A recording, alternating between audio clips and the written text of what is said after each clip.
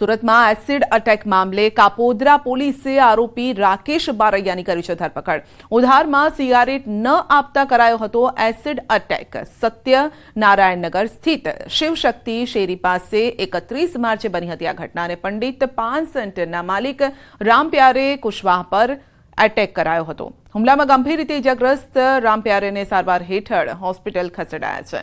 તો આરોપી હીરાના કારખાનામાં રત્ન કલાકાર તરીકે કામ કરતો હતો. આરોપી સામે અગાઉ પણ પ્રોહિબિશન સહિત 5 ગુના નોંધાયા છે.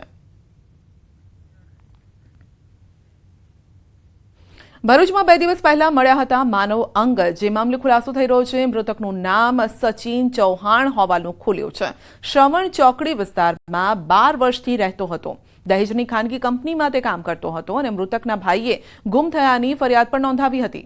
29 માર્ચે મૃતકના ભાઈએ આ ફરિયાદ નોંધાવી હતી અને તેના અવશેષો મળ્યા છે.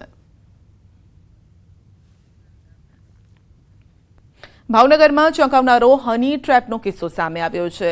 લિવ ઇન પાર્ટનર્સે મિત્ર સાથે મળીને વેપારી પાસે લાખો પડાવ્યા.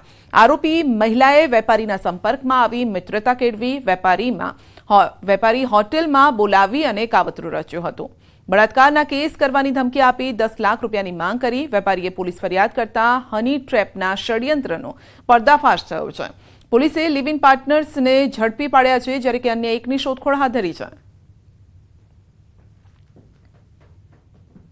જણાવે છે કે આ મારી પત્ની છે, તમે શા માટે લઈ જાઓ છો એમ કહી અને એને થપ્પડ મારે છે, મારે છે અને 5 લાખ રૂપિયાની માંગણી કરે છે.